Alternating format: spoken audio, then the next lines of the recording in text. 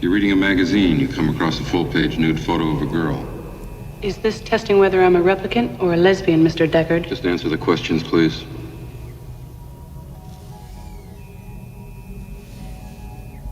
You show it to your husband. He likes it so much, he hangs it on your bedroom wall. I wouldn't let him. Why not? I should be enough for him.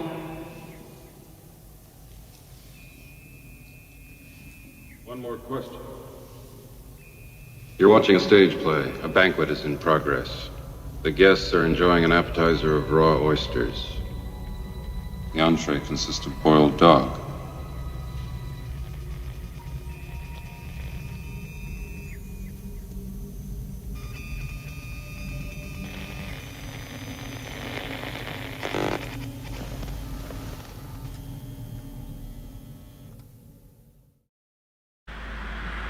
Bonjour à toutes. Dans cette partie sur l'intelligence artificielle, nous allons attacher une importance cruciale à la question de la reconnaissance des états. Reconnaître une situation. Voilà l'étape clé pour tout processus cognitif. J'observe un phénomène, j'observe mon environnement et dans cet environnement, j'arrive à dégager les informations essentielles pour reconnaître un état qui va peser sur ma prise de décision, soit en l'enclenchant, soit en la modifiant, soit en essayant de prospecter un peu plus pour avoir plus d'informations. Vous voyez, la reconnaissance d'une situation dans un bruit informationnel, c'est l'étape essentielle de la compréhension.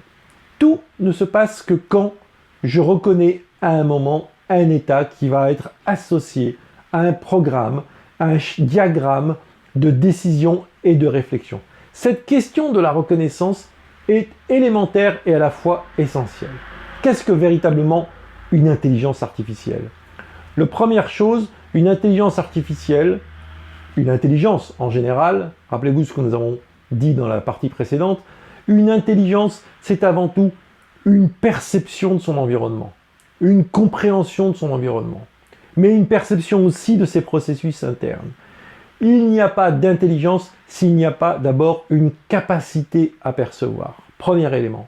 Deuxième élément, dans cette perception générale, la capacité à extraire des éléments, extraire des sous-ensembles de cette perception pour pouvoir y reconnaître certains éléments, certains produits, certains phénomènes.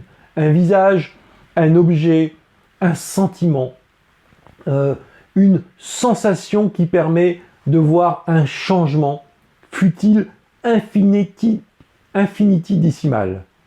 Donc, la perception demande aussi une sélection, une ségrégation de son environnement pour reconnaître des éléments qui forment sens dans mes mémoires. Ce diagramme d'information, c'est-à-dire cette capacité à rassembler des informations pour en faire un objet de niveau supérieur, une catégorisation de niveau supérieur, ça c'est le propre de la cognition. Troisième élément, être capable d'évaluer, de situer, de classer dans ma mémoire ce que je viens de percevoir. Je viens de reconnaître un visage, certes, mais ce visage, est-ce que je l'ai déjà vu? Est-ce que je le connais? Est-ce que c'est un membre de ma famille? Est-ce que c'est une personne très intime?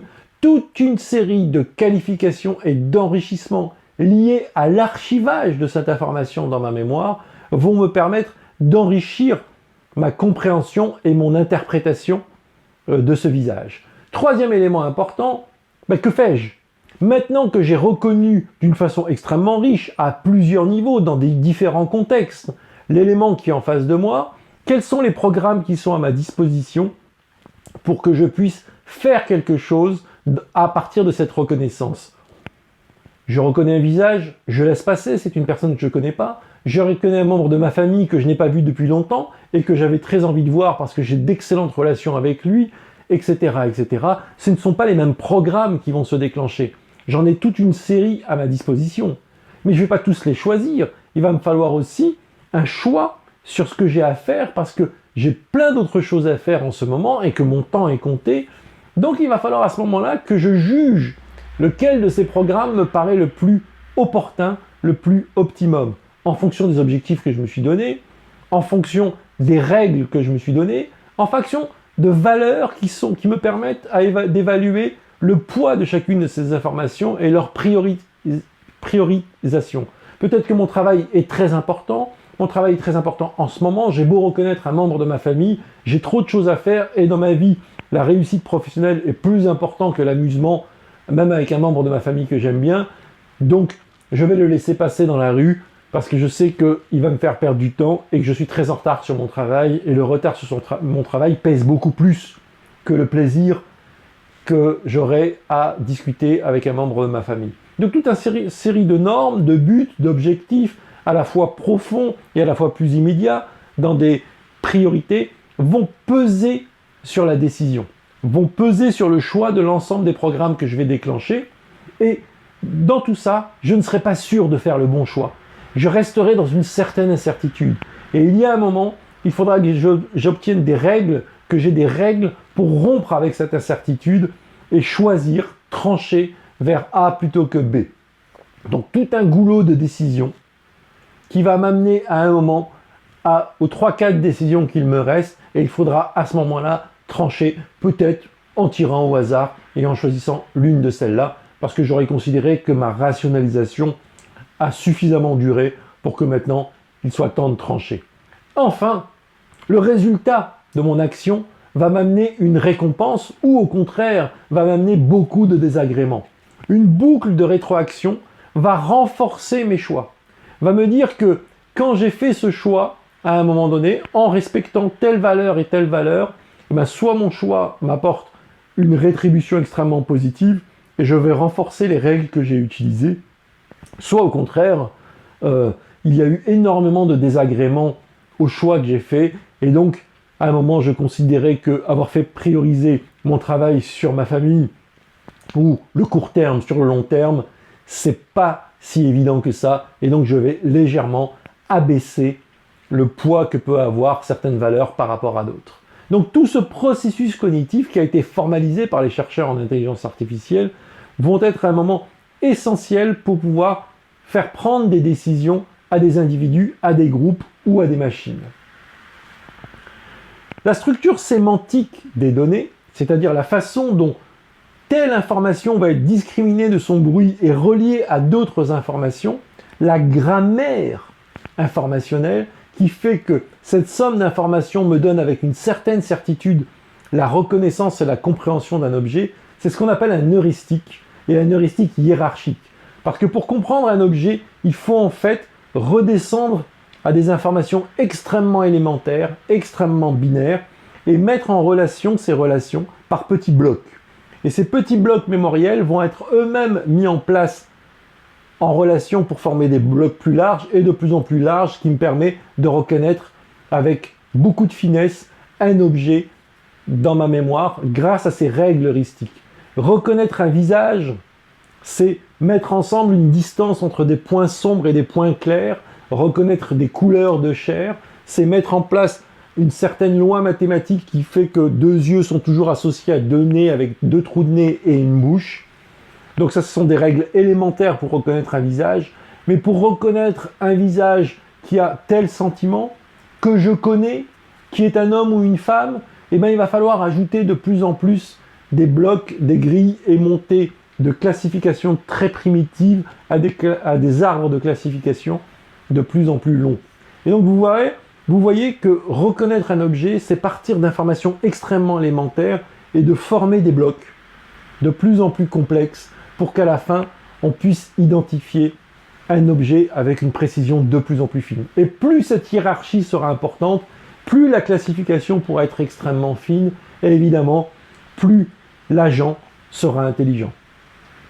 La reconnaissance des situations sont le fondement de toutes les décisions. Donc toute avancée scientifique sur la méthode pour reconnaître une situation aura des conséquences sur la rationalisation des prises de décision. Reprenons mon exemple de la reconnaissance des émotions sur un visage. Il a fallu déjà reconnaître un visage. Il a fallu par la suite reconnaître les différents états de ce visage. Et parmi les différents états de ce visage, il a fallu reconnaître lesquels manifestaient certaines émotions. Il a fallu définir les catégories des émotions. Tout un travail progressif, il a fallu déjà pouvoir filmer un visage, tout simplement, et le filmer et le transformer en différentes couches d'informations qui finissent par des algorithmes et des équations de 0 et 1. Vous voyez, tout ce phénomène autour de la reconnaissance d'émotions, qui est encore aujourd'hui assez imparfaite, mais qui avance très rapidement, est un bon exemple d'une situation. Regardez les voitures autonomes. Reconnaître un obstacle, c'est une question cruciale. Il n'y aura pas de voiture intelligente si on n'a pas résolu la capacité à reconnaître qu'un objet émerge devant soi et qu'il est très dangereux de foncer dessus ou de l'écraser. Donc vous voyez, la reconnaissance des situations, c'est le premier levier et le premier axe de recherche de l'intelligence et de l'intelligence artificielle.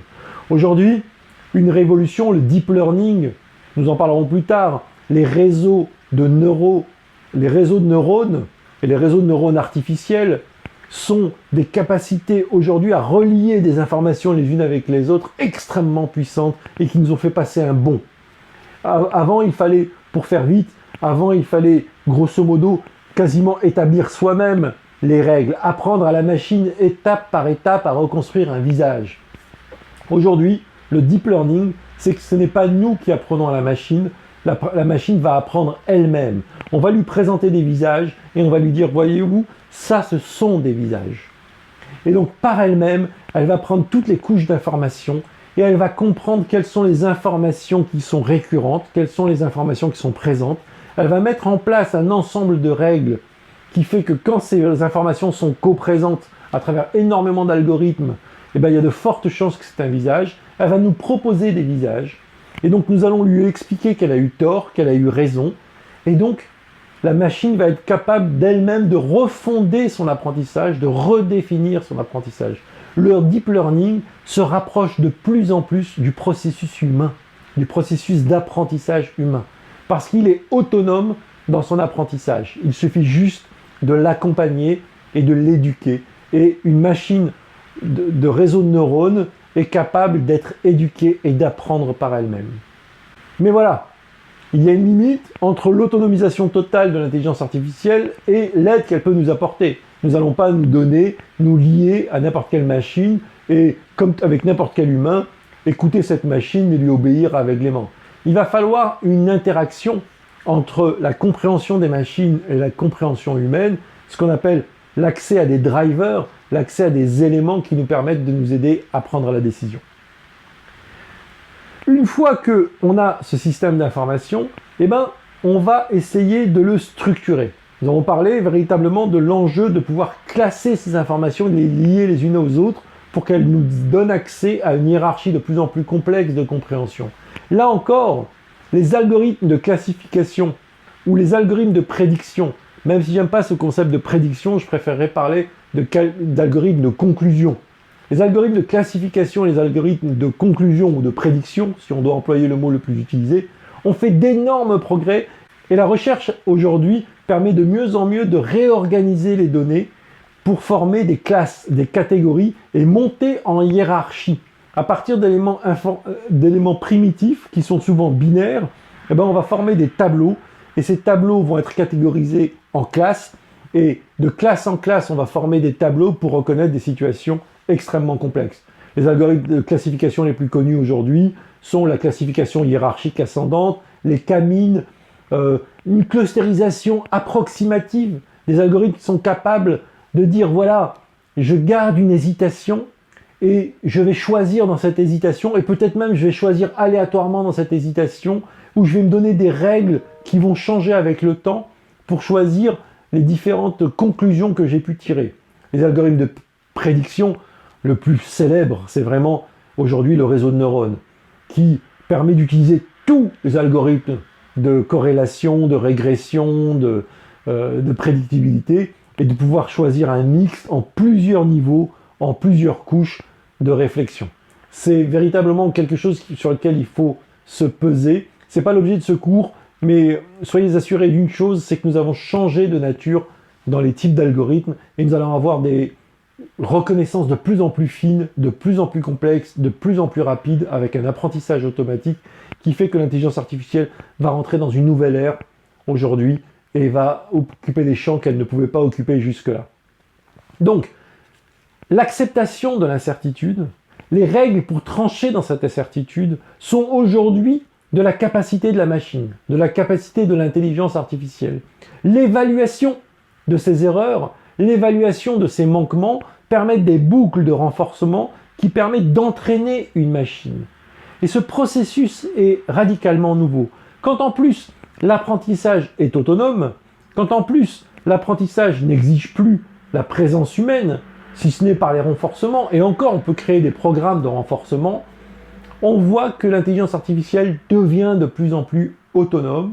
Non seulement sa capacité de reconnaissance est de plus en plus importante, mais sa capacité d'apprentissage est de plus en plus autonome. Ces deux phénomènes majeurs nous font rentrer dans une nouvelle époque de l'intelligence artificielle.